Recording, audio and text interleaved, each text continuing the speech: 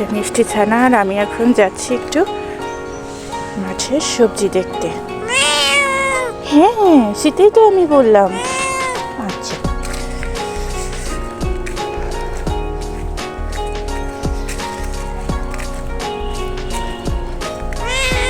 চলো আমরা একটু ঘুরে দিয়ে আসি। আজকে ঘুম থেকে উঠতে অনেক দেরি হয়ে গেছে, প্রায় 11টা বেজে গিয়েছে ঘুম থেকে উঠতে। আমার সারা রাত আজকে ঘুম হয়নি, সকালে ঘুমিয়েছি, আমি আর ডাকিনি। পাখি পাখি শুনে পাখি পাখি। আচ্ছা চলো।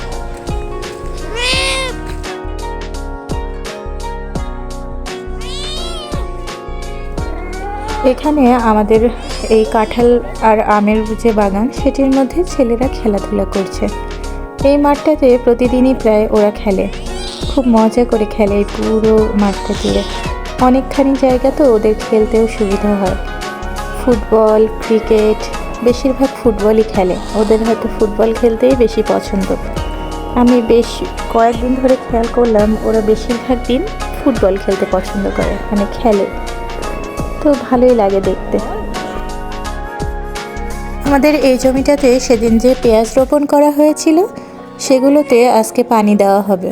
পানিটা আরও একদিন আগে দিলেই ভালো হতো, কিন্তু যে পানি দেবে সে আঙ্কেলটা ছিল না, যার কারণে পানিটা দেওয়া হয়নি। তবে আজকে পানি দেবে। এই যে পাইপ এখানে ঠিক করে রেডি করে রেখেছে, একটু পরেই এখানে পানি দেবে।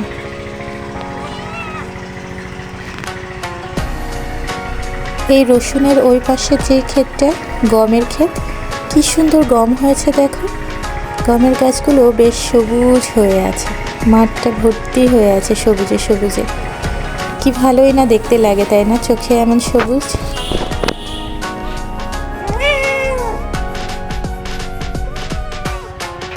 এখানে আখ রোপণ করেছে একটা ভাইয়া, সেই আখের ক্ষেতে পানি দেওয়া হচ্ছে।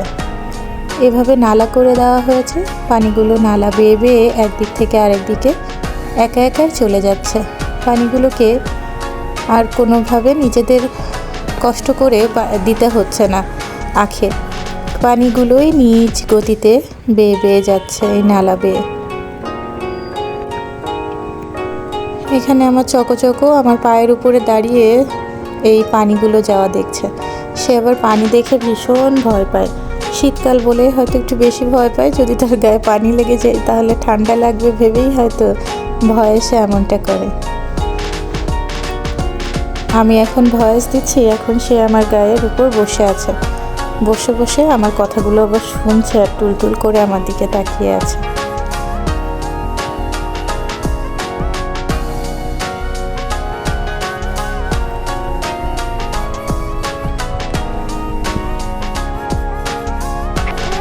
এই পানি বেয়ে যাওয়াটা কিন্তু আমারও দেখতে ভালোই লাগছিল, আর তাই জন্য অনেকক্ষণ দাঁড়িয়ে দাঁড়িয়ে এই পানিগুলো বেয়ে বেয়ে যাওয়া দেখছিলাম। কি সুন্দর একটা পদ্ধতি, তাই না? যখন গাছগুলো, মানে আখের চারা বা গাছ, জানি না কি, আখই রোপণ করলে আখে হয় আমি জানি, তো এই আখ যখন রোপণ করা হয়েছে তখন কিন্তু এত সুন্দর একটা সিস্টেম করে করা হয়েছে যে দেখা, এখন পানিকে আর নিয়ে গিয়ে দিতে হচ্ছে না, নিজেদের কষ্ট করতে হচ্ছে না। পানি ওই পাইপটা শুধু এই ক্ষেতের কাছাকাছি এনে দিলেই পানি নিজ গতিতে বেয়ে বেয়ে কি সুন্দর গড়িয়ে গড়িয়ে নিজের জায়গা মতো চলে যাচ্ছে, আর আখগুলো তাদের পানি, প্রয়োজনীয় পানিটুকু পেয়ে যাচ্ছে। আর বেশিক্ষণ মাঠে থাকবো না, এখন আমি আর চকো বাসার দিকে যাওয়া শুরু করব। চকো আবার এখানে একটু ঘাস খেতে লাগলো, যার কারণে দেরি হয়ে গেল। বাসায় ফিরে গোসল করে ছাদে চলে এসেছি। আমাদের এই পাথরকুচি গাছটায় দেখো কি সুন্দর ফুল চলে এসেছে, কুড়ি চলে এসছে, এখনো ফুটেনি ফুলগুলো। ফুলগুলো ফুটলে যে কি দারুণ দেখতে লাগবে। গাছটা এত সুন্দরভাবে হয়েছে, গাছটাকে একদম খুব সুন্দরভাবে প্রুনিং করে দিয়েছিলাম, এরপর এত সুন্দরভাবে গাছটার গ্রোথ হয়েছে। খুব সুন্দর লাগবে ফুলগুলো যখন ফুটবে। প্রত্যেকটি ডগে ডগে যেহেতু ফুলের কলি এসেছে। আর এটি হচ্ছে হাজারি গোলাপের গাছ, এখন ফুল নেই যদিও, গাছটা খুবই ছোট। আর এই যে দেখো কালো জাম, এক থোকা বেগুনি রঙের মরিচ ধরে রয়েছে, দেখে মনে হচ্ছে যেন জামের মতো লাগছে দেখতে। এই মরিচগুলো এরকমই অনেকগুলো করে ধরে। এখান থেকে তো সব প্রায় আম্মু উঠিয়ে নিয়েছে, তাও ওই যে ভিতরে আছে। আর এইটা একটা বড় থোকা, এটাও কখন উঠিয়ে নেবে, রান্নার সময় প্রয়োজন হলে এখান থেকে উঠিয়ে নেয়।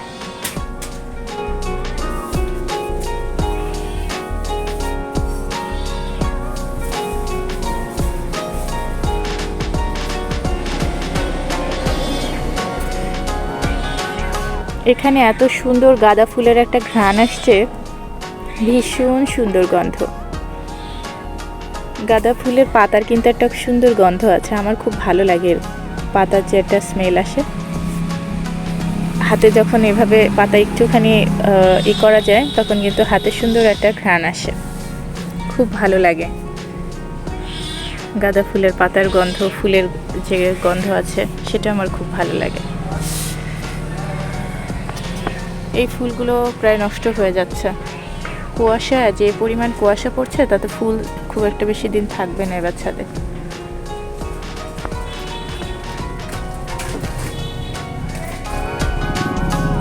সূর্যমুখী ফুল পছন্দ করো তোমরা কে?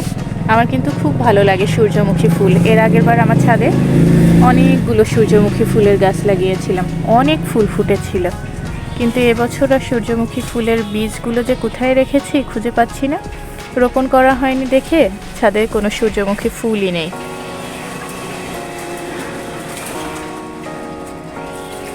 অতিরিক্ত বৃষ্টির মতো করে যে কুয়াশা ঝরছে, তো এর কারণে ফুলের রঙগুলো নষ্ট হয়ে গিয়েছে। নাহলে আমার ছাদ বাগানের এই যে গাঁদা ফুলগুলো খুবই সুন্দর রঙের, রঙগুলো কেন জানি না নষ্ট হয়ে গিয়েছে।